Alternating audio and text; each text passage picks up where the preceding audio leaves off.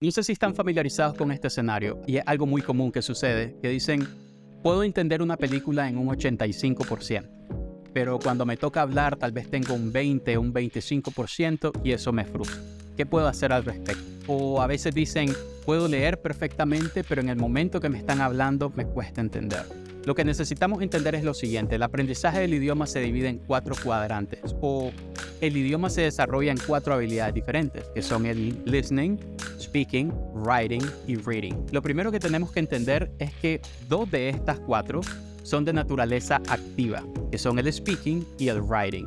Y las otras 2 son de naturaleza pasiva, el reading y el listening.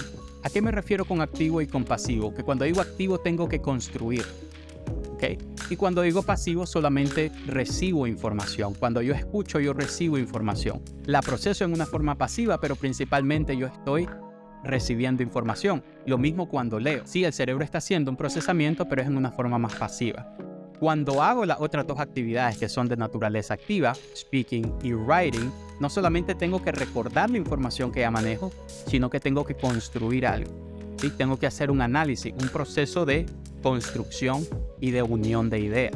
Entonces esto por lo general no es una regla, tiende a tomar un poco más de trabajo que las otras 2 habilidades. Una de las cosas que podemos hacer, una de tantas, es crear un diagrama y vamos a asignarle a cada una de estas habilidades un valor del 1 al 100. Ok, mi speaking, ¿de cuánto es del 1 al 100? Ok, tal vez mi speaking está en un 60%. Mi listening, ¿en cuánto está? Ok, mi listening tal vez está en un 85%. Tal vez es la habilidad que tengo optimizada en una mayor forma. Mi writing, ok, mi writing no escribo mucho, tal vez un 50%. Y mi reading, por lo general, tiendo a entender un 80% de lo que leo. Nos vamos a dar cuenta de que las habilidades no están distribuidas en una forma uniforme, que hay una en particular que va a tener una puntuación baja. Lo que se necesita hacer después que se tiene esa información es asignar tiempo a los cuadrantes que tienen menor puntuación.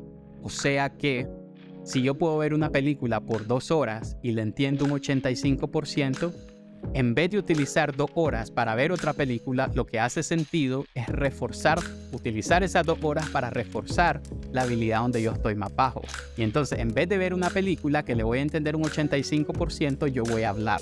Voy a utilizar esas 2 horas para practicar mi speaking. Si yo salí muy bajo en writing, mi writing es un 50%, yo puedo leer muy bien, pero mi writing está bajo, entonces el tiempo tengo que distribuirlo en una forma donde la mayor cantidad de tiempo, esfuerzo y recursos sea para writing, para hacer ejercicio de writing. Sé que esto suena como sentido común, pero sentido común no es práctica común. Lo que suele suceder es de que si yo entiendo una película en 85%, es muy probable que como me siento cómodo, yo vaya a volver a ver una película, porque le voy a atender un 85%. Y la actividad, el cuadrante que está descuidado, no se refuerza, ¿verdad? Entonces solemos asociar que las actividades que están dentro de nuestra zona de confort están reforzando nuestro idioma de manera general, reforzando los 4 cuadrantes, y ese no es necesariamente el caso. De hecho, ese no es el caso en lo absoluto.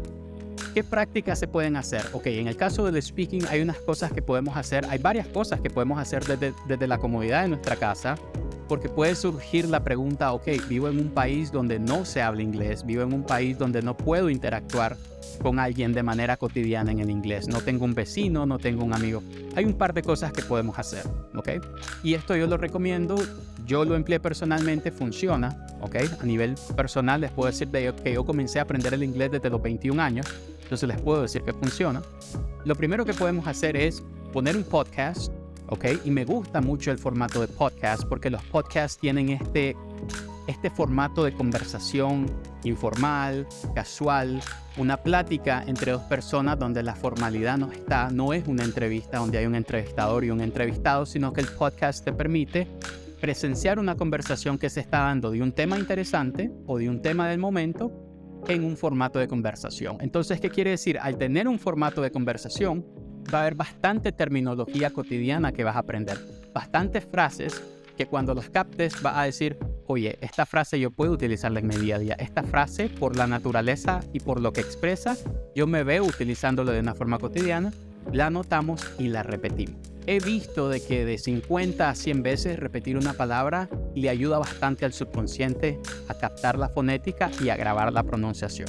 Lo segundo que se puede hacer es leer en voz alta. Leer en voz alta es una actividad altamente potente porque aparte que estoy reforzando mi speaking, estoy reforzando mi reading. Es multidimensional. Podemos comenzar con libros bastante sencillos en gramática. No recomiendo que comiencen con literatura de Shakespeare o con libros muy especializados, por lo que van a encontrar no solamente gramática muy compleja, sino también terminología muy compleja, y esto puede guiarlo al inicio con cierto nivel de frustración. Recomiendo que comiencen con libros básicos para leer y se va a lograr ese sentido de satisfacción de que están leyendo en voz alta ideas completas, párrafos completos. Lo tercero que pueden hacer es repasar la gramática de manera multidimensional y es un ejercicio muy potente. Si yo digo, por ejemplo, yo trabajo, I work, y lo repaso en los diferentes tiempos gramaticales. I work, yo trabajo. Yo trabajé, I worked.